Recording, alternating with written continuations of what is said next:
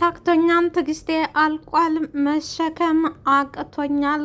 ቤቲ እኔ መሳደብና እኔም ሰው ፊት መናገር አላቆምም ካልክ ዋጋ ያስከፍልሃል። አንቺ ማለት ይኸው የጭቅጭቅ ንግስት ነሽ ማለት ነው። አንቺ ማለት የጭቅጭቅ ንግስት ነሽ ይላል ሄኖክ። ገና ታይጋቡ አመት እንኳን አላስተኮሱም።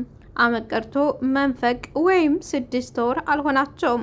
ትናንትና ነው የተጋቡት። በድብቅ የተጋቡት ለጥቅምና ለጥቅማ ጥቅም በችግር የተጋቡት ለመደበቅ ተብሎ ቢሆንም ዛሬ ላይ ግን ያው ይፋ አውጥተዋል ቤቲ። ሆኖም ግን አሁን ሳትጋደም በሳቀደም እንደሚለው የሀገራችን ሰው ጭቅጭቅ በጭቅጭቅ የተጀምሮ በጭቅጭቅ ሊያልቅ የተነሳ ትዳር ነው። እንግዲህ ሄኖክ በመጨረሻም ታክቶኛል፣ አንቺ ማለት ለጭቅጭቅ የተሰራሽ ንግስት ነሽ፣ ሲጀመር አንተም ፈሪ ነህ በማለት ሄኖክን ትገፈጥረዋለች። ሰላም ጤና ይስጥልኝ ውድና የተከበራችሁ አድማጭ ተመልካቾቼ፣ ለቻናል አዲስ የሆናችሁ ላይክ፣ ሰብስክራይብ፣ ሼር አድርጉልኝ። ለምታደርጉልኝ ከልብ አመሰግናለሁ። እንግዲህ የነቤቲና የሄኖክ ትዳር ተቀነቀን እየባሰበትና እንትን እያለን የመጣው እየተሸረሸረ ነው። ምክንያቱም ያላንዳች ነገር በድንገት ነው የሆነው። በአህያ ቆዳ የተሰራ ቤት ይፈራረሳል፣ ጅብ የጨዋለት ይላል ያገሬ ሰው። እንግዲህ ተረት እንጣል እያረኩላችሁ ይሻላል ብዬ ነው። ያው ያስተርታልም ያስቃልም የነቤቲ ማለት ነው እንግዲህ እና አንተ ማለት ፈሪ ሆነን የትግስት ያልቋል። ቀጥ ብለሽ ከዚህ ቤት ውጪ፣ ቀጥ ብለሽ ውጪ አላት። እሷም እንግዲህ አንተ እኔን ከዚህ ቤት ውጪ፣ ከቤትሽ ውጪ ብለሃልከኝ በአጋጣሚና በሆነው ዝም ብለን ብንጋባ እኔ ተማንም ወንድ ጋር ዝም ብዬ እመጋደም መሰለ ሆይ ትለዋለች። በነገራችን ላይ የምናስከብረውም የምናናቀውም ራሳችን ነን። ዝም ብለው ታገኙ ዝም ብለን እሺ ብለን በሳቡን ቦታ ተሄድን ሁሉም እንደዚያ ያደርጋቸዋል ብለው ነው የሚያስቡ። ስለዚህ ለመከበርም ለመናቀም ለመዋረድም ማንኛውንም ነገር በእጃችን ላይ ነው። እኛ የምናደርጋቸው ውሳኔዎች ወስኑታል ማለት። አሰሚም ወይ ሂጂ አልኩሽ፣ ሂጂ እያልኩሽ ነው አትሰሚም ወይ ይላታል። አልሄድም፣ የትም ንቅንቅ አልልም፣ ጎትተህ ታስወጣኝ እንደው እስቲ አያለ። እንግዲህ ሀንቾዬ በቴ እንደዙም ኪያ የሆነው ቆመው እያወጉ ነበር። ቆመው እያወጉ ያሉ ሄኖክ እስተ ቤቲ ይመጣል። ቤቲ እንግዲህ ነገረኛዋ ቤቲ እሷ ተፈቅራና ተወዳ እንዳገባች አስመስላ 3 ያላገቡ ሴቶች ፖሊስ ጣቢያ በር ላይ ምን ይሰራሉ ትላለች ቤቲ። ኪያዬም እንግዲህ አይቶ ለማያውቅ ሰው ዳቦ ፍርዳው ነው ትላለች። እናት መጣሽ እኮ ፖሊስ ጣቢያ ነው እንጂ መዘጋጃ አይደለም። በጣም ያሳዝናል። በዚህ ሁኔታ ልናገኛቸው አይገባም ነበር። ታውቃላችሁ አዲስ ሙሽሮች ናቸው። እጃችን ላይ የሆነ ነገር መያዝ ነበረብን። እውነት ይህ አሳፋሪ ነው። ተገቢ ስራ አይደለም የሰራ ነው። አዲስ ሙሽሮች እንደ አዲስ ሙሽርነታቸው የሆነ ስጦታ ይዘን ነበረ። ትሽ ነው ሀንዬ፣ አዲስ ሙሽሮች አይደል በባዶ ማነሱ ማየት በጣም አሳፋሪ ነው አይደል ትላለች ቤት የሚቀበልጥልና ይቅርታ ኤደን። ከዛ ሄኖክም አታስቡ፣ ከእናንተ ምንም ስጦታ የምንጠብቅ ሰዎች አይፈልገንም፣ የተጋባ ሰው የለም። እሺ ጥሩ አድገሃል፣ ልብ ገዝተሃል ማለት ነው ኪያ። ያው አሁንማ ባለትዳር ሆኗል። ቤቱን የሚያስተዳድረው እሱ ነው። እንዴት ያለ አባወራ ወጥቶታል መሰለሽ ቤቲ። እንግዲህ ኪያንን ለማናደድ ያው የታወቀ ነው እንግዲህ እኛ ሴቶች እና በነገራችን ላይ ኪያያ ላምጣ የተፋችሁ ነው አልፈልግም ብለው ነው። አሁንም አልቆረጠለትም። ቤቲ ደግሞ ያው ያጣ ነገር አታ ብዙ ለፍታ አሁንም ይቺ በአቋራጭ በአቶ በላይ ሁኔታ በአቋራጭ ያገኘችውና ከዛ እንዴት ያለ አባወራ ወጥቶታል መሰለሽ። አትንገሪያት፣ ጥሌውን አብስላ እየሰጠችሽ እሷ ናት ትላለች ኤደንዬም። ላችሁ እናንተ እኛ አሁን ያለንበት ከባድ ጊዜ ነው እያሳለፍን ያለ ነው። እናንተ ከመንጣታችሁ ይዛችሁት የመጣችሁት ጦስ ከባድ ነው። ስለዚህ አሁን ተመንገድ ላይ ዘወር በሉልኝ ይላል ሄኖክ። ለማንኛውም ግን እንደዚህ ጸባይ ያለው ባል አገኛለሁ ብዬ አንድ ቀንም አስቤ አልነበረም። እንደ ሄኖክ ያለ መልካም ወንድና አሳቢ ወንድ መኖሩን ባቅ ኖሮ ከዛ ከጅል ወንድምሽ ጋር ጊዜን አላባክንም ነበር ትለዋታለች ቤቲ። ኪያየም እንግዲህ ይኸውልሽ ቤቲ፣ ከዚህ በኋላ ማንንም መጥራት ምንም ማውራት ትችያለሽ፣ ግን ደግሞ ስለ ወንድሜ አንድ ነገር እናገራለሁ ብትይ እኔን አያድርገኝ፣ እዚህ መሬት ላይ ነው አንከባልሌ አይጥም አስመስልሽ በማለት ኪያ እየተዘተዘበያንቺ እንግዲህ ባለፈው ሄኖክዬ ኪያየን ካፌ ሲያገኛት እንደተለመደው ያው ቀለበቱን አውልቆ ነበረ። እናም ዛሬ እንግዲህ ለማንኛውም ባለፈው ሆቴል ስንገናኝ ቀለበትን ማውለቅ አይገባም ነበር ስትለው፣ በዚህ እንግዲህ ሄኖክ ሽምቅቅ አለ።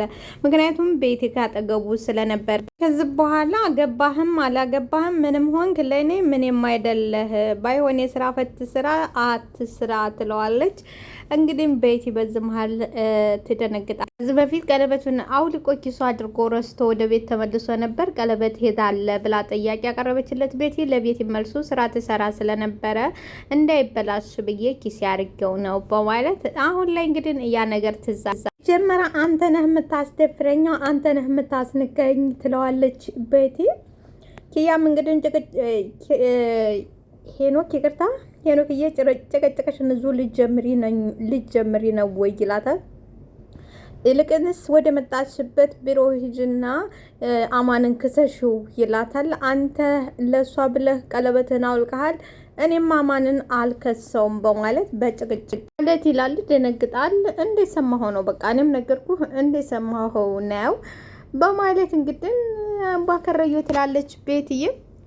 እንግዲህ እነ ቤቲ ባይዘወይ በመጨረሻ ቤቲና ቤቲ በተለይ ያው ኪራ ማነው አቶ በላይን የገደለችው ቤቲ ነች። ቤቲ መታሰሯ የማይቀር ነገር ነው ማለት ነው።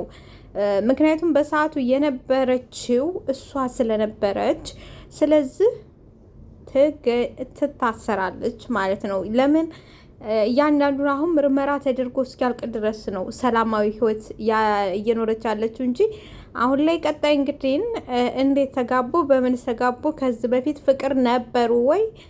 መርማሪው ደግሞ ሀይ ነው፣ በጣም ጎበዝ መርማሪ ነው። ስለዚህ ቤቲ ቀጣይ እጣ ፋንታዋ እስር ቤት መሆኑ የማይቀር እንግዲህ እናቴ ታው ትትለው አልሰማ ያለው ዛሬ ላይ ዋጋውን አግኝቶ እና ኒና የሚያሳዝነው ነገር አሁንም ተኒና ራስ ላይ አልወረደላትም። እሽልኝ ይላታል። ኒናም እያሸችለት ነበር። ኒና እውነት ይሄ በእጅሽ ብቻ አይደለም ዱላም ይዘሻል ወይ ይላታል። ምን እያልክ ነው ናቲ? እኔ የደከምኩኝ አንተን እያሸሁህ እንዴት እንደዚህ ትለኛለህ? ትለዋለች። ይኸውልህ ወንድ ልጅ ማለት ደግሞ ቆፍጠን ያለው ነው። ወንድ ልጅ ቆፍጠን ሲል ነው ጥሩ። ወንድ ልጅ ህመሙን ዋጥ ሲያደርግ ነው። ስለዚህ ዝም ብለህ አትበልበይ ትለዋለች። ወንድ ልጅ ማን ነው? ወንድነትን ከመኮፍጠን ጋር ምን አገኘው? ወንድ ልጅንስ አያመው ማለት ምን ማለት ነው? ይኸውልሽ ኒና እግር ማለት የቤታችን ምሰሶ ነው፣ ስንት ሰው ቤቱ ያደረሰ ነው ይላታል። ኒና እየዝጋ እንግዲህ እንደዛ ከሆነ ሀዲያ ለምን ያደረስካቸው አያመጡህም ነበረ?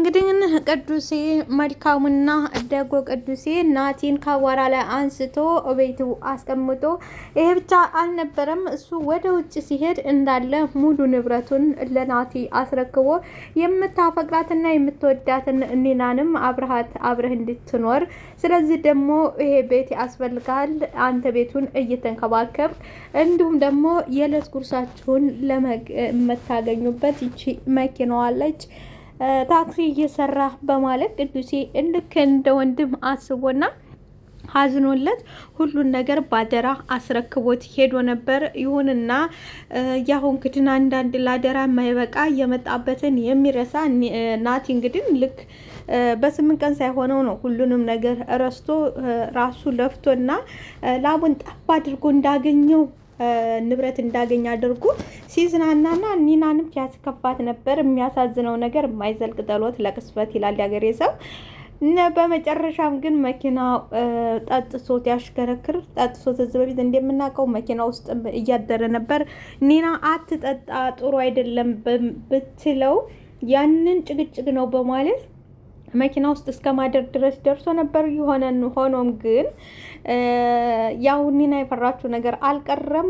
ያው ሰው ገጭቶ ሰክሮ ሲያሽከረክር ሰው ገጭቶ ነበር። እሱም ላይ ጉዳት ደርሷል። ደብቆ ጸጥ ረጭ ቢልም ያላወቁ አለቁ ነውና እንሹራሱ በቅዱስ ስም ስለነበረ ቅዱስ የቀጥታ ይደውላል። ምን ተፈጥሮ ነው እንደዚህ ተንሹራስ ተደውሎልኝ ነው ይለዋል። ቀላል ነው እንዴ ናኔ መኪናዋ ትንሽ ተጎድታለች፣ እኔ ግን ተርፌያለሁ ይለዋል። ከዛም ቅዱስዬ እንዴት ነው ማን ነው ጥፋተኛው አንተ ነህ ወይ ሲለው አንድ የተረገመ መኪና ቆሞ መጥቶ ገጨኝ ይላል። የሚያሳየው እኮ እንደዛ አይደለም፣ እሱ ራሱ የሚያሳየው እንደዛ አይደለም። አንተ ነህ መስበር ስተህ ገብተህ የገጨኸው፣ እናም ደግሞ ጠጥተህም ነበር ይለዋል። እንግዲህ ቅዱስ ይሄንን በጣም ተቀይሜብሃለሁ፣ በጣም አዝኜብሃለሁ በማለት ጆሮው ላይ ይዘጋበታል። ኒናዬ አንተ ለካ እኔን ዋሽተህ ነበር ማለት ነው። መቶ ገጩ ነበር ያልከኝ እኮ ለኔ እና ጠጥተህ ታሽከረክር ነበር ወይ? ለካ እኔንም ዋሽተኸኛል በማለት ኒናዬም እንግዲህ ተቆጣው። እንደዛ አይደለም እኮ በቃ ድንገት ነው፣ ካላስበው ነው የተፈጠረበት። ማታውራ ዝም በል ናቲ፣ አንተ እንደዚህ ነህ፣ መቼም የምትለወጥ ሰው አይደለህም። ዝም እንደዛ አይደለም፣ ቆይ ላስረዳሽ እባክሽ ይላታል። የዛን ቀን እኔ እራት አቀራርቤ ብዙ ነገር አድርጌ ሰርፕራይዝ ላደርግህ ደስ የሚል ምሽት ልናሳልፍ እየጠበቅኩ ነበር። አንተ ግን ተመልከት ምን እንዳደረግ፣ በጣም አሳፋሪና የምታዛዝን ሰው ነህ አለችው። እውነቷን ነው። እውነት እኮ እኔ የማረባ ሰው ነኝ፣ ምንም የማረባ ሰው ነኝ፣ እኔማ የማረባ ሰው ነኝ። እውነታቸውን ነው። ይሄው ቅዱሴንም አጣሁት፣ ኒናንም እያስቀየምኳት ነው። እኔ የጓደኛ ንብረት እንኳን የማልጠበቅ ከንቱ ሰው ነኝ። አንቺ እንግዲህ ወደ ቢሮ ቀል እያለች ስትሄድ ሌባ ስልኳ ቦርሷን ይቀማታል። ሆኖም ግን ጆን ማርማሪ እዛው እጅ ተፈንጅ ይዘዋል። ሌባውን መሬት ላይ ከለተመው በኋላ አሁን ቀጥ ብለህ ሄደህ ስልኳን ቦርሳዋን ስጣት። አሁን አንተን ቢሮ ይዤ ሄጄ ስራ የምፈታበት ጊዜ የለኝም። ድጋሜ ግን ስትሰርቅ ታገኘው ያኔ እኔን ያድርገኝ በማለት ለሀንቾዬ ቦርሳዋን ያስመልስላታል። ሀንቾዬም ቦርሷ የተመለሰላት በደስታ በሀሴት ትዋጣለች። አስባችሁታል? ሌባ ዘርፏችሁ ሰው ይዞ ሲያስመልስላችሁ ያለው ስሜት። ማርማሪ በጣም ነው የማመሰግነው። ብታይ ስልኬ ቢወሰድ ቢኖሮ ብዙ ፋይል ነበር ያለው። በዛ ላይ ደግሞ ቦርሳዬ ውስጥ ሀና ተረጋጊ ስለተመለሰ ደስ ብሎኛል። ግን ለሌላሽ ጊዜ አንቺም አትዝረክረኪ ብላ ድርቅ ብላ አይኖቿ ከመርማሪ ጆን ላይ ፍጥጥ ይሉባታል። እሱም ግራ የተጋባው እንዴ ሀና አላት። አዎ ልክ ነህ፣ እኔም ትንሽ ጥንቃቄ ይጎልኝ ተካክላለሁ ትላለች። ጥሩ እንደውም በአጋጣሚ እዚህ አገኘሁሽ እንጂ ወደ አንቺ ቢሮ እየመጣሁ ነው። እኔ ጋር ለምን? እንዴት? አንተ እኔ ቢሮ ድረስ ተምትደክም ብትነግረኝ እኮ እኔ እየበረርኩ እየከነፍኩ እመጣ ነበር። ምንድነው እኔ ቢሮ ድረስ የምመጪው? አልገባኝም አለ ጆን። እንግዲህ ብዙ ጊዜ ያው እንደምናውቀው ወንዶች ናቸው እንጂ ፍቅር ሲይዛቸው ተወንድ ሲመጣ እንጂ ከሴት ሲመጣ ከባድ ነው። በይዘወይ ያኔ አሁን ተሱ መጥቶ ቢሆን በጣም ነበረ ደስ የሚለው ድባቡ። እንደዚሁም ደግሞ በቃ እሷ ስለሆነ የመጣው ነገር ለምንድን ነው እኔ ጋር መመጫው? አልገባኝም ማለት ልጁ ቦርሳሽን መልሶ አይሚሮሽን ነው ወይ ይዞብሽ ሄደዋል? አይሚሮሽን ይዞብሽ ሄደው ይላታል። ምን አልከኝ መርማር? ውድና የተከበራችሁ ላይክ ሰብስክራይብ ሸር አድርጉ።